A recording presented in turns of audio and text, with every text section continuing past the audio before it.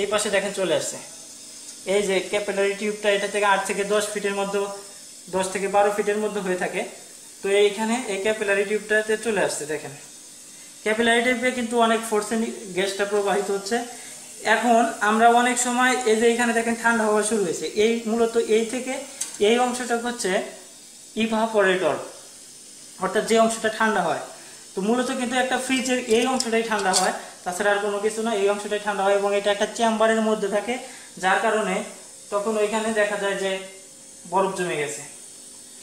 তো এইখানে ঠান্ডাটা আসলে কি কারণে হয় আমি বলে দিচ্ছি। এইখানে যখন গ্যাসটা অনেক ফোর্সে থাকে, তারপরে যখন এইখানে আমরা যখন গ্যাসটা এইখানে যখন কম্প্রেসারের মাধ্যমে প্রবেশ হয়, আমরা অনেক সময় দেখি যে গ্যাস যখন সিলিন্ডারের মধ্যে থাকে, সিলিন্ডারের মধ্যে থাকার পরে যদি সিলিন্ডারের মাথায় আমরা হালকা প্রেস করি, তাহলে কিন্তু সিলিন্ডারের ভিতরে আসলে গ্যাসটি অনেক প্রেসারে থাকে। তো প্রেসারে থাকার পরে যখন সে মুক্ত জায়গা পায়, তখন সে বাষ্প হয়ে যায়। বাষ্প হওয়ার সঙ্গে সঙ্গে কিন্তু গ্যাসের তাপমাত্রা একদম কমে যায় এবং মাইনাস তখন 25 থেকে 30 ডিগ্রিতে চলে আসে। তো ঠিক এই গ্যাসটা যখন চাপে রয়েছে, এখান থেকে এইখানটার তুলনায় এই জায়গাটা তার কাছে অনেক বড় বা সরু, অনেক বড় বা মোটা। তো এইখানে মোটা জায়গায় আসার কারণে তখন সে বাষ্প হয়ে যায়। আর গ্যাস যখন বাষ্প হয়ে যায়, তখন সে তাপ হারিয়ে ফেলে -25 থেকে 30-এর মধ্যে, 30 ডিগ্রির মধ্যে, এখানে 30 ডিগ্রি সেলসিয়াসের মধ্যে এখানে চলে আসে। তো যার কারণে এখানে দেখেন এই যে বরফ জমে গেছে, এখানে দেখেন এই যে বরফ জমে গেছে এবং এটা কিন্তু বরফ হয়েই থাকবে। এবং এটা যদি এখন আমাদের খোলা অবস্থায় রয়েছে জন্য এখানে আসলে বরফটি থাকছে না, অনেক সময় বাতাসের সাথে মিশে যাচ্ছে। যদি আমাদের এখানে এই বরফটা রাখতে চাই, তাহলে এখানে আমাদের বায়ু শূন্য করতে হবে, অর্থাৎ একটা ফ্লাক্সের ভিতরে রাখতে হবে বা চেম্বারের ভিতরে রাখতে হবে, তাহলে এটা একদম বরফে পরিণত হয়ে যাবে। তো এখন এইখান থেকে এসে দেখেন, এইখান থেকে এসে আমাদের এইখানে এখানে দেখেন যে অনেক কয়েল করা আছে। জাস্ট এই কয়েলগুলো আস্তে আস্তে, এখানে নিচেরটা বেশিটা ঠান্ডা হয় না, কিন্তু দেখেন উপরেরটা এখানে বরফ জমে গেছে, এখানে বরফ জমে গেছে, এইখানে এই বরফটা আস্তে আস্তে আস্তে আস্তে সম্পূর্ণ বরফ হবে।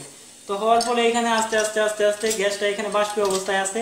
এবং এইখান থেকে দেখেন এই যে এই পাশে আরেকটা জিনিস আমি দেখিয়ে দিচ্ছি। এইখানে এই যে দেখেন আরেকটা মোটা জায়গা রয়েছে, এটাকে বলা হয় অ্যাকুমুলেটর। তো এই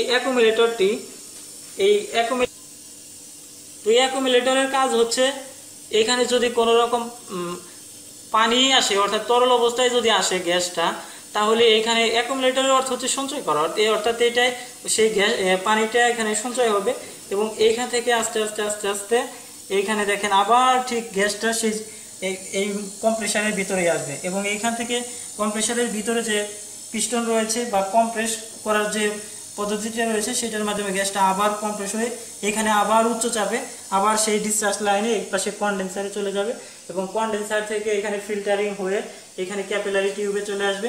ক্যাপিলারি টিউব থেকে আবার এইখানে আমাদের এই কুলিং যে কয়েল বা ইভাপোরেটর সেটাতে চলে আসবে, সেখান থেকে আবার এইভাবে চলতেই থাকবে। তো এইভাবে চলতে চলতেই কিন্তু আসলে প্রক্রিয়াটা কাজ করে।